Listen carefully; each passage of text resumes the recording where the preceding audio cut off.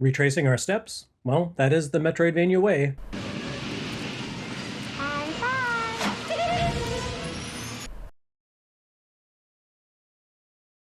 As all cool and smart people know, the world's greatest book about Metroidvania video games arrived in bookstores just a few months ago. Well, kind of. The history of Metroidvania Decade 1 doesn't cover a lot of actual Metroidvanias.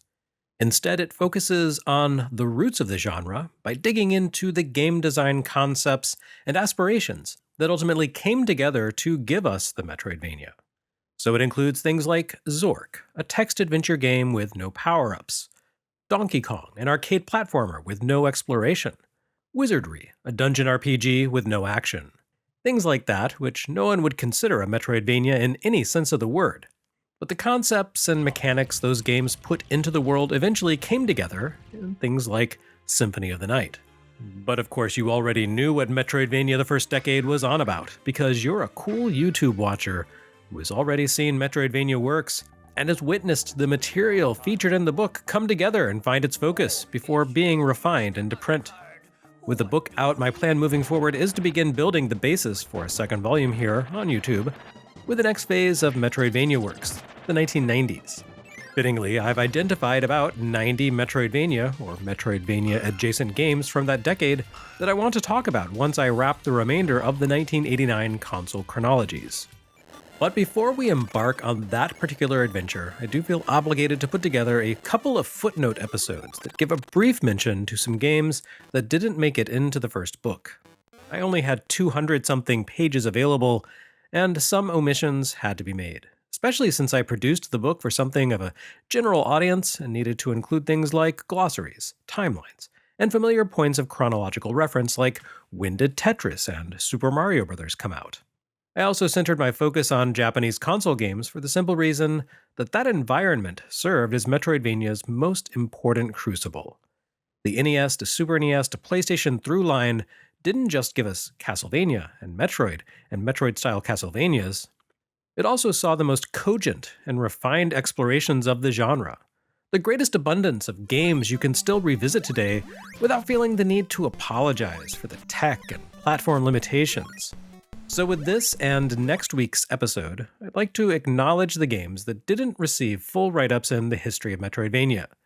Some of these were deliberate omissions, as I felt other titles offered better representation of key concepts. The physical bounds of print media require more focused curation and editing than the infinite space of online encyclopedias. I made a call when compiling the book to try to be reasonably comprehensive while favoring works that had a significant impact through visibility and reach, and sometimes just to write about games that I happen to be fond of. Author's prerogative and all. Others, however, were games that I simply didn't know about when I submitted the manuscript.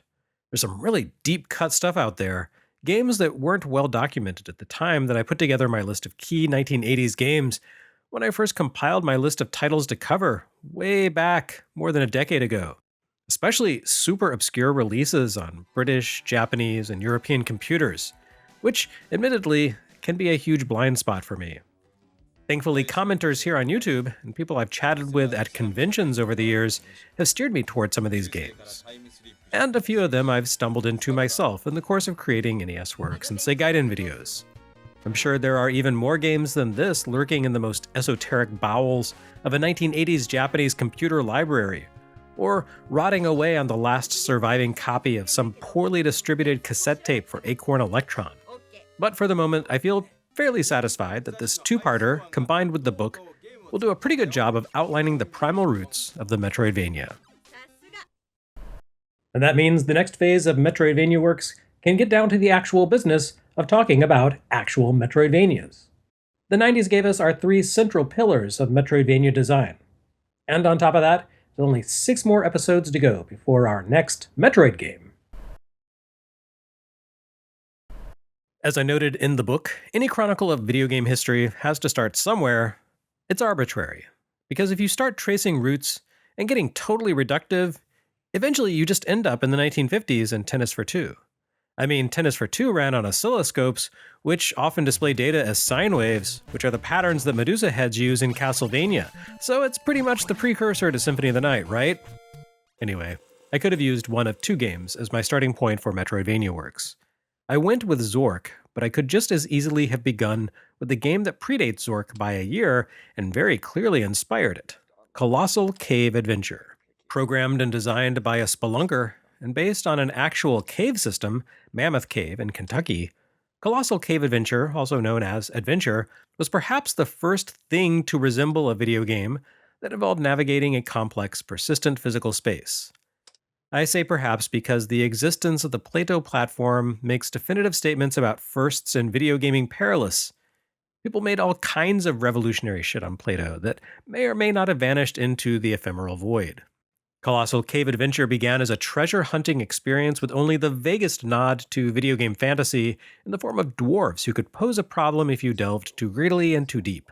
But once programmer Will Crowther completed the game and called it a day, another programmer, Don Woods, jumped in and expanded on the code to turn it into Adventure, a more intricate cave exploration packed with more significant threats.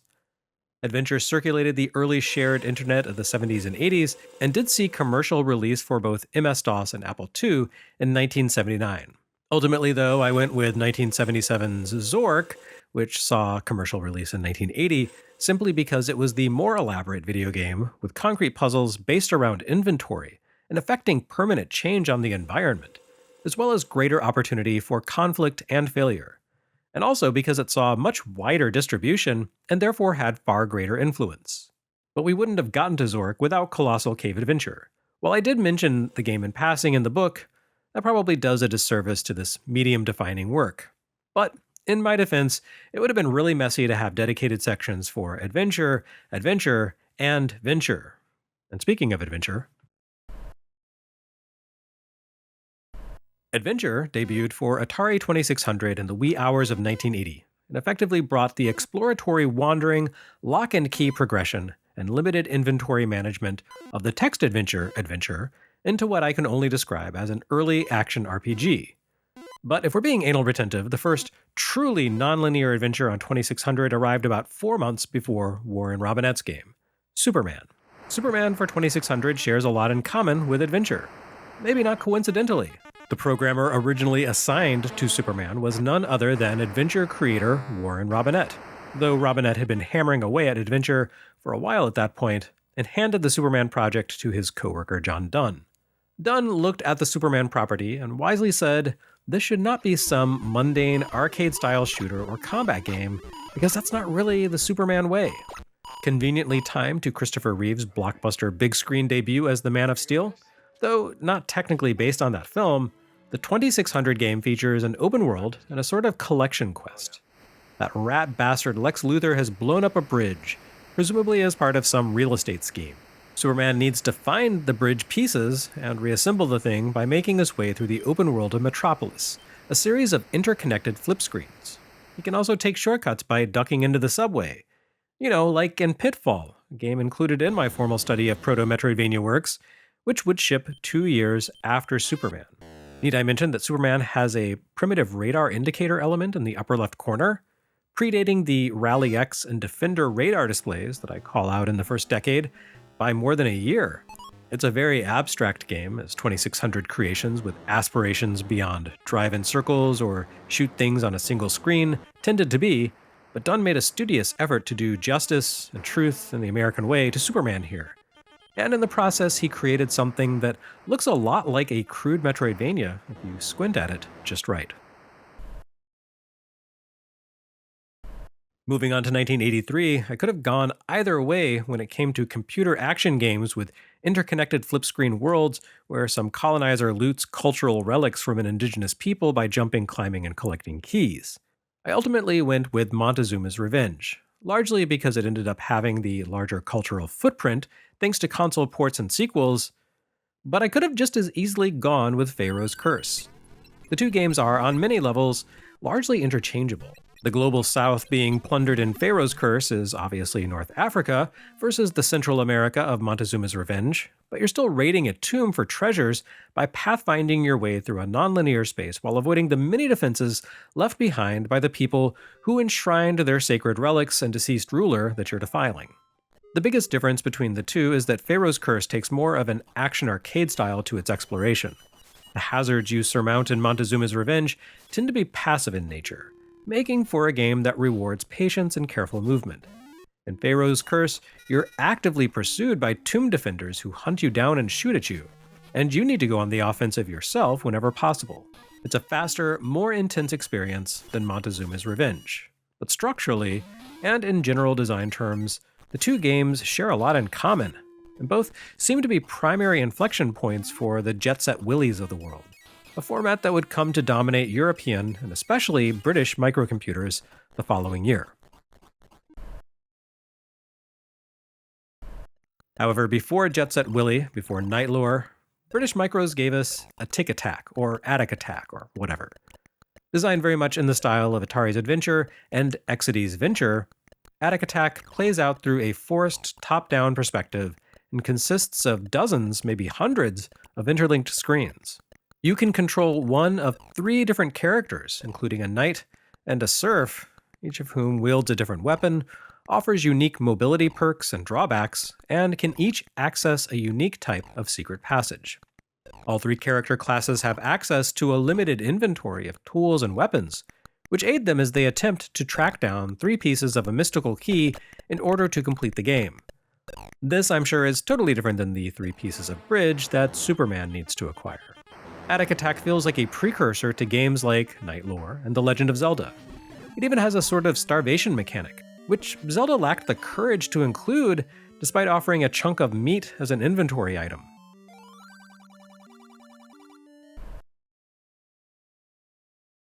The same developer responsible for Attic Attack, Ultimate Play the Game, better known to the unwashed masses such as myself as Rare, followed up on Attic Attack with a game called Underworld the following year. Between this, Saberwolf, Nightlore, and Attic Attack, Ultimate really covered its perspective bases. Of all of these games, Underworld comes closest to fitting into the Metroidvania space. It's a side-view platform action game with interconnected individual screens.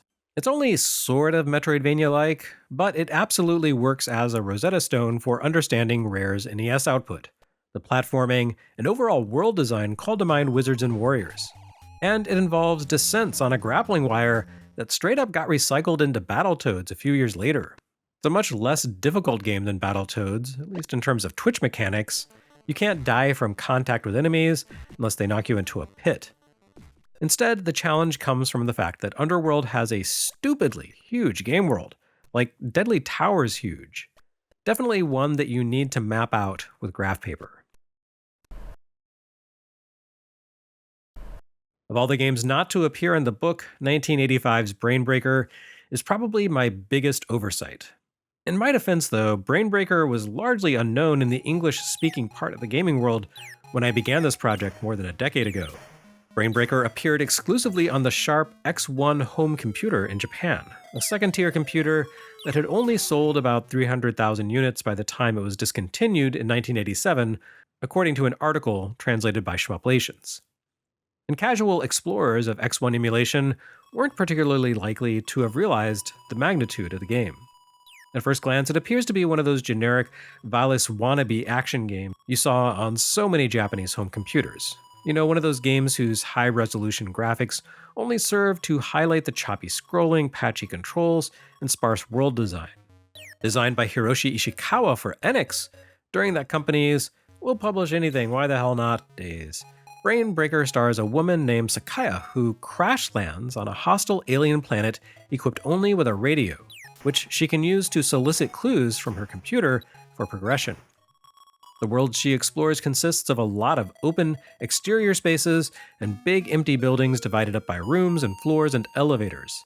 It's one of those games where you really have to want to see what's next because it starts out as unfriendly as a hardcore dungeon RPG. However, if you do stick with it, Sakaya can build up quite an arsenal of weapons and tools. Laser guns, jetpacks, that sort of thing, and lots of keys. Brainbreaker appears to take a lot of inspiration from Impossible Mission, not only in terms of architecture and structures, but also in the need to interact with computer terminals to progress. This is not a game for the faint-hearted, especially if you don't read Japanese text, but it is extremely Metroid-coded, a year before Metroid.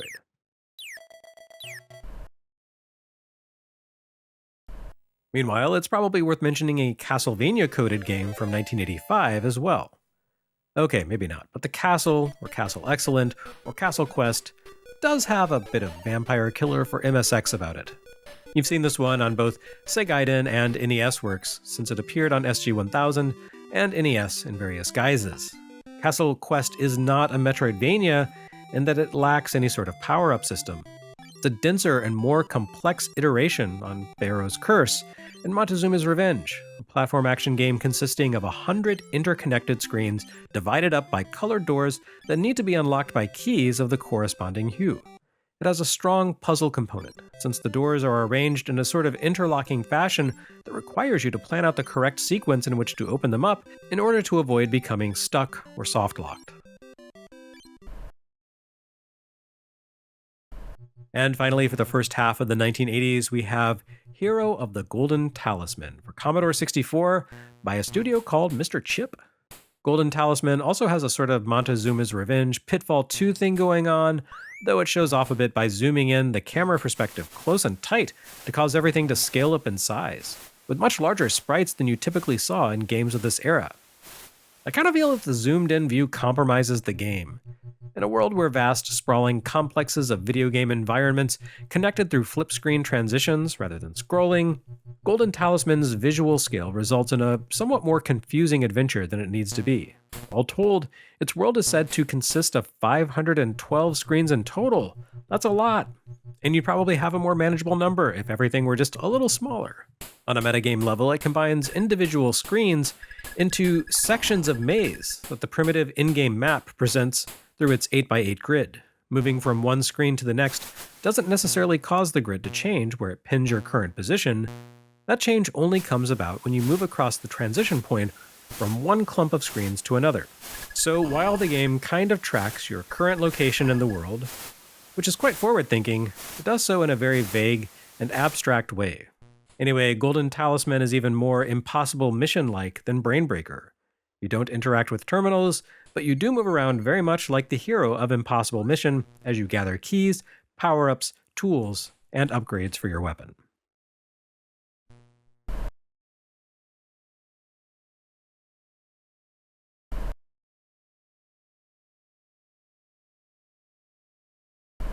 So history is getting close to Metroid here, but not quite.